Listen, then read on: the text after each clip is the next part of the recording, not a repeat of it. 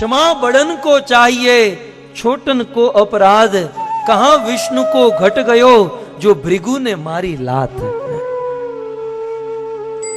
भृगु ऋषि परीक्षा करने गए थे ब्रह्मा विष्णु महेश की।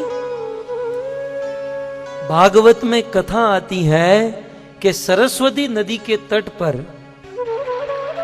दुनिया के सभी ऋषि मुनि एकत्रित हुए, यज्ञ करने लगे।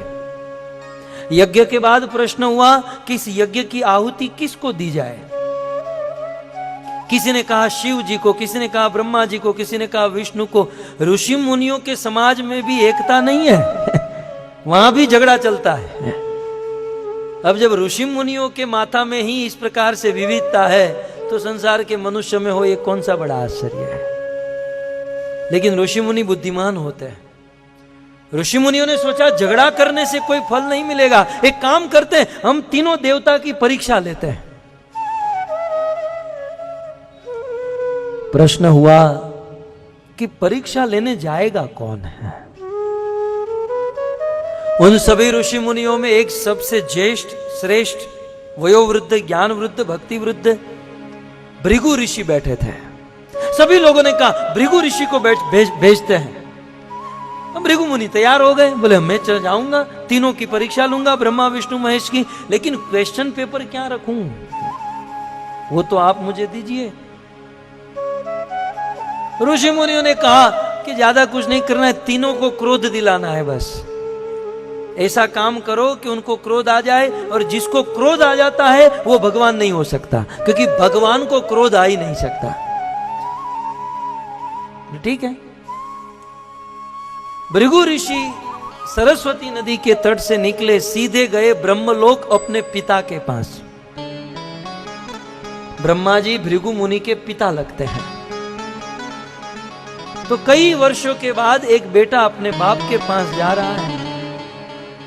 ब्रह्मा के पास गए भृगु ऋषि, अब इनको तो परीक्षा लेनी थी, जाकर सीधे खड़े रह गए। ब्रह्मा मन में सोचते हैं कि ये मेरा बच्चा कैसा है, इसको इतनी भी बुद्धि नहीं, इतना भी संस्कार नहीं कि इतने सालों के बाद अपने बाप से मिलूं तो दंडवत करूं, प्रणाम करूं, कुछ आशीर्वाद लूं।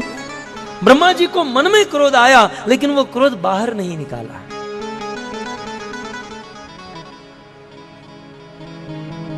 लेकिन भृगु ऋषि समझ गए कि भाई इसको तो क्रोध है, ये भगवान, ये सुप्रीम नहीं हो सकता।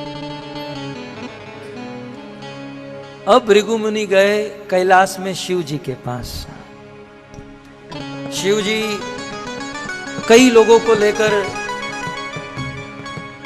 भागवत कथा सुना रहे थे। भृगु ऋषि शिव जी, वैसे रिलेशन में भृगु और शिव दोनों भाई लगते हैं, दोनों ब्रह्मा से प्रकट हुए। भृगु ऋषि जैसे ही शिव जी के पास गए, अपने बड़े भाई को आए हुए देखकर शिव जी खड़े हो गए और दूर से ऐसे गले मिलने गए। भैया, भृगु ऋषि ने कहा नजदीक मत आना, खबरदार मेरी नजदीक मत आना। एक तो स्नान करना जानता नहीं और मुझे आलिंगन करेगा। दुनिया के लोग शरीर पर पाउडर लगाते हैं और तू शमशान की भस्म लगाता है। तू सलून में कब गया था मुझे बता। न सलून में जाने की बुद्धि, न बाल कटाता है, न नहाता है, धोता है, शमशान में उठता बैठता है। मुझे हाथ मत लगा, टच मत करना मुझे। शिव जी तो क्रोधित हो गए कि ये मेरा भाई है और कोई। शिव जी ढूंढने लगे त्रिशूल कहां, त्रिशूल कहां है। त्रिशूल उठाकर घुसा दो इसके पेट में। लेकिन पार्वती आई। पति कितना भी क्रोध में हो, पत्नी के सामने बर्फ जैसा ठंडा हो ही जाता है। पार्वती आई, कहा कि आपका भाई है, मेरे जेठ हैं, आप शांत रहो। पतिदेव कैसे भी करके पार्वती ने शांत किया और भृगु ऋषि वहां से निकले। अब यहाँ तो कुछ बोलने की जरूरत ही नहीं, इसे तो क्रोध आ ही गया था, ये तो प्रकट था कि ये सुप्रीम नहीं है, भगवान नहीं। अब अंततः भगवान विष्णु के पास गए। भागवत में सुखदेव जी ये कथा सुनाते हैं कि भगवान विष्णु के पास वैकुंठ में गए, जहां क्षीर सागर में भगवान विष्णु सोए हुए हैं और लक्ष्मी जी चरण दबा रही हैं। भृगु ऋषि दौड़ कर गए भगवान विष्णु के पास। विष्णु सोए हुए थे और सीधे भृगु ऋषि ने भगवान विष्णु की छाती पर जोर से लात मार दी। ब्रह्मा का मन से अपराध किया, शिव जी का वाणी से, और अपना क्वेश्चन पेपर का टेम्पर इतना बढ़ाया कि विष्णु की छाती में लात ही मार दिया। आलसी कही का, भृगु डांटने लगे, आलसी कही के। वहां दुनिया में क्या चल रहा है, क्या नहीं चल रहा है, कितना आंदोलन हो रहा है, ये देखो कि यहां बस केवल सोते ही रहना है। गर्भोदक सागर में जाते हो तो वहां पर गर्भोदक शाही, शाही माने सोना, वहां पर भी सोते हो। कारणोदक शाही, कारण समुद्र में भी सोते हो। और यहाँ क्षीरोदक शाही में सोने के अलावा कुछ है कि नहीं तुम्हारे जीवन में? खुद सोते रहते हो और नीचे आकर जीव जागो गोरा चांद बोले, और हमको जगाते हो।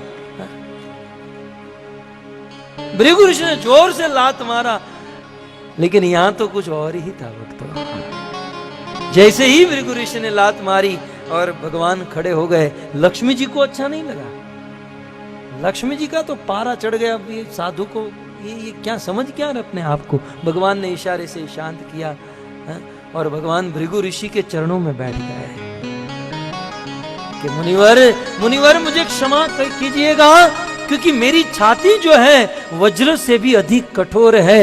कहीं मेरी छाती में आपका चरण लगा हो और आपको चोट आ गई हो तो मुझे क्षमा कर दीजिएगा।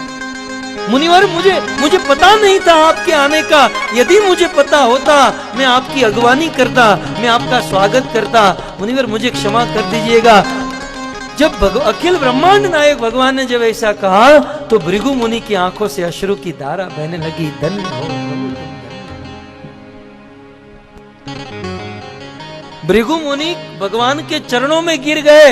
भगवान ने कहा, मुनिवर चरणों में आपका स्थान चरणों में नहीं, क्योंकि चरण तो रिजर्व है लक्ष्मी के लिए है।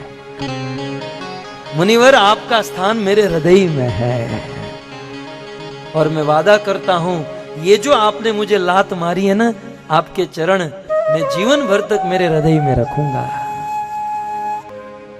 ये है भगवान विष्णु। और इसी से कहा गया ना कि भगवान विष्णु ने भृगु ऋषि को क्षमा कर दिया। क्षमा करने से विष्णु का नाम घटा नहीं, उल्टे भगवान विष्णु का नाम महान हो गया। मैं कभी कभी सोचता हूं कि जो परीक्षा भृगु ऋषि ने विष्णु के पास ली, वो शिव जी के पास ली होती तो शिव जी को तो केवल इतना ही कहा कि मुझे छूना मत। यदि शिव जी को लात मारी होती तो सरस्वती नदी के तट पर भृगु ऋषि नहीं, उनकी लाश पहुंचती कि बंदा गया था परीक्षा लेने और आया हैंडीकैप होकर वापस। लेकिन धन्य है भगवान विष्णु, हमारे ईश्वर, हमारे भगवान जब अपराधी को क्षमा कर देते हैं तो हम किस खेत की मूली। हमें यदि हम ईश्वर के जन हैं, भगवान के भक्त हैं, तो अपराधी को क्षमा करना सीखो। यक्ष ने युधिष्ठिर को 100 प्रश्न पूछे, उनमें से एक प्रश्न था कि मनुष्य का सबसे बड़ा गुण कौन सा। तब धर्मराज युधिष्ठिर ने कहा कि अपराधी को क्षमा करने वाला मनुष्य सबसे महान माना जाता है। भक्तों, इस प्रसंग के अंत में आपसे इतना ही कहना चाहता हूं कि जीवन के मोड़ में अनेकों ऐसे मोड़ आएंगे जहां किसी से कभी कोई गलती हो जाए, कभी किसी घर में घर पर रहती हुई बहू से कोई गलती हो जाए। अब जॉइंट परिवार है, सब लोग साथ में रहते हैं, कभी कोई बहू से गलती हो जाए, कभी सास ससुर से गलती हो जाए, कभी पत्नी से गलती हो जाए, कभी पति से गलती हो जाए। इन गलतियों को क्षमा करना यही मनुष्य का सबसे बड़ा धर्म है, और भागवत का सबसे पहला यही सिद्धांत है। यदि भागवत से ये नहीं सीखे तो कुछ नहीं सीखे। दूसरों को क्षमा करें।